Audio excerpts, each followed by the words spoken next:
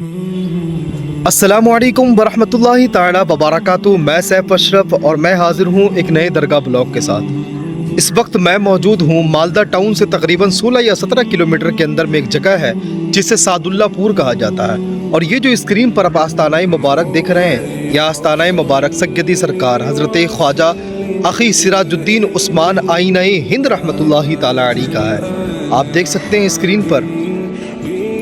आप सिलसिले चिश्तिया नज़ामिया के एक बहुत बड़े बुजुर्ग हुए।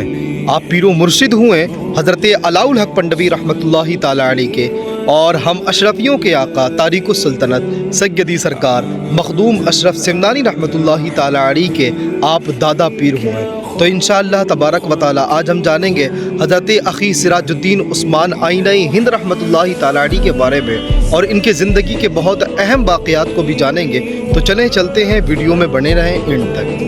आइना-ए जमाल ज़ात मुतलक काशिफ़े असरार हकीकत, आइना-ए हिंदुस्तान असरार मुतसादिक इल्म फज़ल सैयदी सरकार हज़रत ख्वाजा अखी सिराजुद्दीन उस्मान चिश्ती बंगाली रहमतुल्लाहि ताला अलैह की विलादत यानी पैदाइश मुबारक ओध में यानी जिला फैज़ाबाद में हुई। यहीं पर आपका बचपन गुजरा, यहीं पर आपकी परवरिश हुई और इब्तिदाई तालीम भी आपने यहीं पर हासिल की। हज़रत ख्वाजा अखी सिराजुद्दीन उस्मान चिश्ती बंगाली रहमतुल्लाहि ताला अलैह, जिनको अखी सिराज भी कहते हैं, आपका आबाई वतन ओध यानी अयोध्या जिला फैज़ाबाद था, मगर वालिद माजिद ने लखनऊती बंगाल जिसे गोर कहा जाता है यहाँ पर रिहाइश इख्तियार कर ली। उसके बाद आपने सुल्तानुल मशाइख महबूब इलाही सैयदी सरकार ख्वाजा निज़ामुद्दीन औलिया बदायूनी सुम्मा दहलवी रहमतुल्लाहि ताला अलैह की बारगाह में तहसील इल्म और राह सुलूक मारिफत के लिए आप तशरीफ़ ले गए। हज़रत ख्वाजा अखी सिराजुद्दीन उस्मान चिश्ती बंगाली रहमतुल्लाहि ताला अलैह के आबा वजदाद ओद यानी अयोध्या जिला फैज़ाबाद के ही बाशिंदे थे। आपके वालिद मोहतरम हिजरत करके लखनऊती बंगाल चले गए थे। वालिदा करीमा भी ओद से अपने खाविंद के साथ हिजरत कर गई थी या इनके पहले लखनऊती बंगाल में क़याम पजीर हो गई थी। हज़रत शेख अब्दुर्रहमान चिश्ती रहमतुल्लाहि ताला अलैह मिरातुल इसरार में ये लिखते हैं कि ओद से लखनऊती बंगाल हिजरत का ज़माना कौन सा था, इसकी पूरी तफसील नहीं मिलती है। ये कहा जा सकता है कि हज़रत ख्वाजा अखी सिराजुद्दीन उस्मान चिश्ती बंगाली रहमतुल्लाहि ताला अलैह के वालिद माजिद का क़याम ओद अयोध्या जिला फैज़ाबाद में उसी वक्त तक रहा जब तक हज़रत ख्वाजा अखी सिराजुद्दीन उस्मान चिश्ती रहमतुल्लाहि ताला अलैह वहाँ क़याम पजीर रहे। लेकिन जब उन्होंने दिल्ली के सफ़र का इरादा किया तो ऊद को खैराबाद कहकर वहाँ से चले गए और आपका घराना भी वहाँ से मुंतकिल हो गया। आपका नामे नामी इसमें गिरामी उस्मान है और लक़ब उर्फ़ी नाम सिराजुद्दीन, दोनों को मिलाकर सिराजुद्दीन उस्मान लिखा जाता है। अक्सर कुतुब सीरत में यही नाम मिलता है और सुल्तानुल मशाइख सैयदी सरकार महबूब इलाही निज़ामुद्दीन औलिया रहमतुल्लाहि ताला अलैह ने आपको आइना-ए हिंदुस्तान का लक़ब दिया था। इजाज़त व खिलाफत की अगर बात करें तो हज़रत ख्वाजा सैयद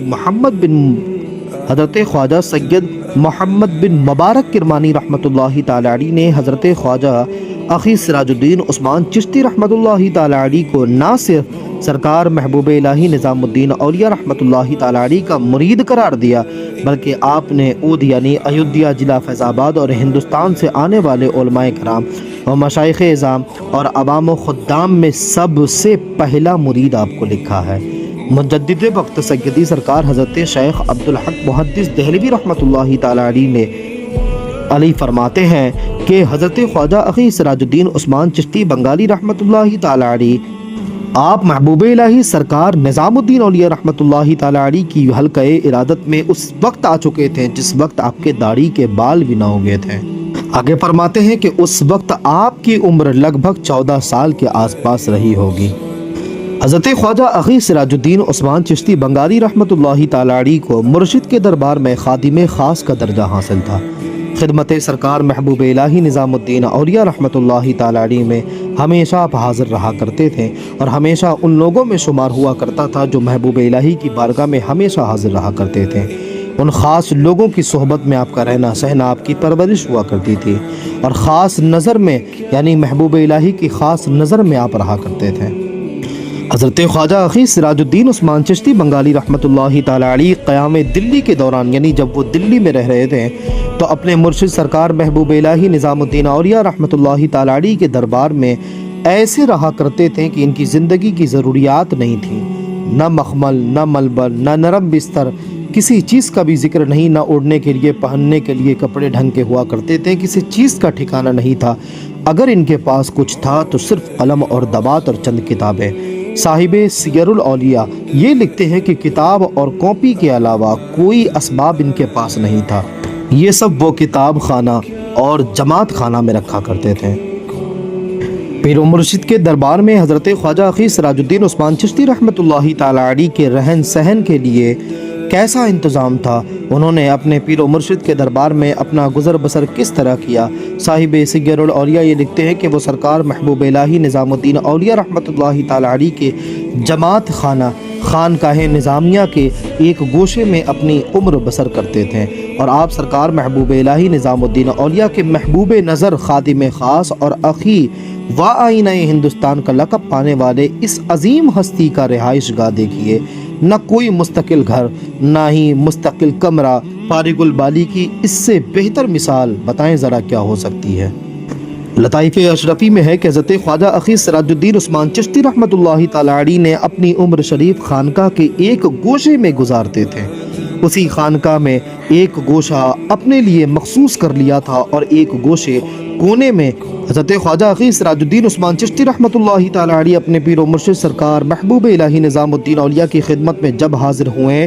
تو ان کی عین جوانی کا عالم تھا، چہرے پر داڑھی کے بال بالکل نہیں آئے تھے۔ عموماً یہ عمر علم حاصل کرنے کی ہوتی ہے، کسی ماہر علم و فن استاذ کے سامنے زانوئے ادب طے کرنے کی ہوتی ہے، اور آپ نے کسی ماہر علم و فن استاذ کی جستجو نہیں کی، کسی مقدس اور مسافر اور فقیہ شاگردی اختیار نہیں کی، کیونکہ آپ کو یقین تھا کہ روحانی سلطنت کہ جس بادشاہ کے دربار میں مجھے حاضری نصیب ہوئی ہے اس دربار میں کسی چیز کی کوئی کمی نہیں ہے۔ ان کی نگاہیں عنایت ہوئی تو علم روحانی کے ساتھ علم ظاہری بھی حاصل ہو جائے گا۔ ہوا یوں کہ سرکار محبوب الہی نظام الدین اولیاء رحمۃ اللہ تعالی علیہ نے اعلیٰ تربیت یافتہ ذی علم کی فہرست تیار کرنے کا حکم دیا تاکہ انہیں خلافت سے نواز کر ان سے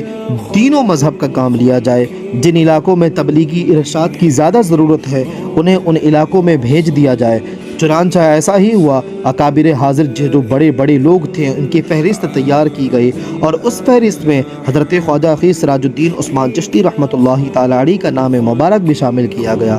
وہ لسٹ جب سرکار محبوب الہی نظام الدین اولیاء کی بارگاہ میں لایا گیا، جب ان کی خدمت میں پیش کی گئی تو آپ نے ناموں کا ملاحظہ فرمایا تو حضرت خواجہ اخی سراج الدین عثمان چشتی بنگالی رحمۃ اللہ تعالی علیہ کے بارے میں ایک جملہ ارشاد فرمایا کہ جس نے آپ کی ذات کو ہلا کر رکھ دیا، اور اسی ایک جملے نے وہ جوش ولولہ پیدا کر دیا کہ آپ علم دین حاصل کرنے میں مصروف ہو گئے، اور نہایت قلیل مدت میں کم سے کم وقت میں آپ مروجہ علوم و فنون میں آپ نے مہارت حاصل کر لی۔ حضرت محبوب الہی سرکار نظام الدین اولیاء رحمۃ اللہ تعالی علیہ کی زبانی جب حاضرین مجلس نے حضرت خواجہ اخی سراج الدین عثمان چشتی رحمۃ اللہ تعالی علیہ کو عدم علم کی بنا پر خلافت سے شرفیاب نہ کرنے کی بات سنی، جب انہیں پتہ چلا کہ حضرت اخی سراج الدین عثمان چشتی رحمۃ اللہ تعالی علیہ کو خلافت نہیں ملی ہے تو آپ سارے کے سارے سب کو بہت افسوس ہوا اور دم بخود رہ گئے۔ حضرت محدث اعظم سیدی سرکار حضرت محمد کی چھوچوی رحمۃ اللہ تعالی علیہ لکھتے ہیں کہ حضرت خواجہ اخی سراج الدین عثمان چشتی بنگالی رحمۃ اللہ تعالی علیہ کو علم لدنی کامل و مکمل حاصل تھا، مگر کسی استاذ کے سامنے بیٹھ کر علم کسبی حاصل کرنے کی نوبت نہ آئی۔ حضرت خواجہ اخی سراج الدین عثمان چشتی بنگالی رحمۃ اللہ تعالی علیہ جیسی عظیم ہستی خلافت و نایاب سے محروم رہ جائیں، آپ کے یاران طریقت کو یہ بالکل ہی گوارا نہ تھا۔ حضرت علامہ شیخ فخر الدین زرادی رحمۃ اللہ تعالی علیہ جو سرکار محبوب الہی نظام الدین اولیاء کے نہایتی قریب خلیفہ اور وقت کے ممتاز عالم دین تھے، انہوں نے سرکار محبوب الہی نظام الدین اولیاء دہلوی رحمۃ اللہ تعالی علیہ سے حضرت خواجہ اخی سراج الدین عثمان چشتی بنگالی رحمۃ اللہ تعالی علیہ کے تعلق سے یہ عرض کیا کہ حضور میں ان کو 6 مہینے میں ایک زبردست عالم دین بنا دوں گا۔ حضرت علامہ شیخ فخر الدین زرادی رحمۃ اللہ تعالی علیہ نے یہ چیلنج اس لیے کیا تھا کہ انہیں معلوم تھا کہ لوہا گرم ہے، صرف ہتھوڑا مارنے کی ضرورت ہے، اور ایسا ہی ہوا۔ عالم ربانی حضرت علامہ شیخ فخر الدین زرادی رحمۃ اللہ تعالی علیہ نے جیسا کہا تھا ویسا ہی ہوا، اور 6 مہینے میں ایک بہت بڑے عالم دین آپ بنا دیے گئے۔ حضرت خواجہ اخی سراج الدین عثمان چشتی رحمۃ اللہ تعالی علیہ جب درسگاہ عالم ربانی حضرت علامہ شیخ فخر الدین زرادی رحمۃ اللہ تعالی علیہ سے فراغت پائی تو استاذ گرامی نے انہیں محبوب الہی کی بارگاہ میں پیش کیا۔ جیسے ہی آپ محبوب الہی سرکار نظام الدین اولیاء رحمۃ اللہ تعالی علیہ کے سامنے پیش ہوئے تو سرکار محبوب الہی نے آپ کا امتحان لیا اور آپ سے ہر علم و فن کے چند سوالات کیے۔ حضرت خواجہ اخی سراج الدین عثمان چشتی بنگالی رحمۃ اللہ تعالی علیہ نے حضرت محبوب الہی کے ہر سوال کا اطمینان بخش جواب دیا، اور ان کے جواب کو سن کر محبوب الہی سرکار نظام الدین اولیاء بھی بہت مطمئن ہو گئے۔ حضرت خواجہ اخی سراج الدین عثمان چشتی رحمۃ اللہ تعالی علیہ جب پنڈوا شریف بنگال سے واپس دہلی تشریف لے گئے تو سرکار محبوب الہی نظام الدین اولیاء رحمۃ اللہ تعالی علیہ کا وصال ہو چکا تھا، لیکن آپ نے در مرشد کو نہیں چھوڑا بلکہ پیر و مرشد کی خانقاہ میں ہی آپ نے قیام اپنا رکھا، اور جانشین مرشد حضرت خواجہ نصیر الدین محمود روشن چراغ دہلوی رحمۃ اللہ تعالی علیہ سے تربیت آپ نے حاصل کی، اور آپ نے جن عظیم ہستیوں سے آپ نے اکتساب فیض حاصل کیا اور علم حاصل کیا وہ یہ ہیں: پہلے سرکار محبوب الہی خود نظام الدین اولیاء رحمۃ اللہ تعالی علیہ، اور دوسرے حضرت خواجہ نصیر الدین محمود روشن چراغ دہلوی رحمۃ اللہ تعالی علیہ، اور تیسرے عالم ربانی حضرت علامہ شیخ فخر الدین زرادی رحمۃ اللہ تعالی علیہ، اور چوتھے جامع معقول و منقول حضرت علامہ شیخ رکن الدین اندرپتی رحمۃ اللہ تعالی علیہ۔ آپ کے خلفائے کرام کی اگر بات کریں تو حضرت خواجہ اخی سراج الدین عثمان چشتی رحمۃ اللہ تعالی علیہ کے خلفائے کرام میں ہمیں صرف آپ کے ایک ہی خلیفہ کا نام ملتا ہے، اور وہ حضرت مخدوم العالم شیخ عمر علاء الحق پنڈوی رحمۃ اللہ تعالی علیہ کا نام بہت ہی مشہور ہے۔ آپ کے مرید اور خلیفہ جو کہ آپ کے مرید اور خلیفہ ہیں حضرت سید مخدوم اشرف جہانگیر سمنانی چشتی رحمۃ اللہ تعالی علیہ کے آپ پیر و مرشد ہیں۔ حضرت خواجہ اخی سراج الدین چشتی رحمۃ اللہ تعالی علیہ کی تاریخ، ماہ اور سال پیدائش کی تفصیل بہت کم مل پائی ہے، اور اخبار الاخیار کا ترجمہ جو مولانا سبحان محمود اور مولانا محمد فاضل نے کیا ہے اس میں آپ کی سال پیدائش 656 ہجری اور وفات 730 ہجری ہے،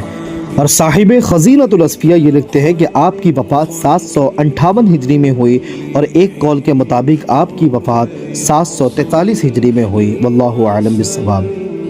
آپ کا مزار شریف ضلع مالدہ ویسٹ بنگال میں مرجع خلائق ہے۔ اللہ رب العزت کی ان پر بے شمار رحمتیں ہوں اور ان کے صدقے میں ہماری بھی مغفرت ہو۔ یہ تھی ایک بہت بڑی شخصیت کی بہت مختصر سی تعریف۔ انشاءاللہ تبارک و تعالی پھر کبھی حاضری ہوئی تو ڈیٹیل کے ساتھ اور بھی کچھ چیزیں بتانے کی کوشش کروں گا۔ ملتے ہیں اگلی ویڈیو میں، تب تک کے لیے السلام علیکم ورحمۃ اللہ۔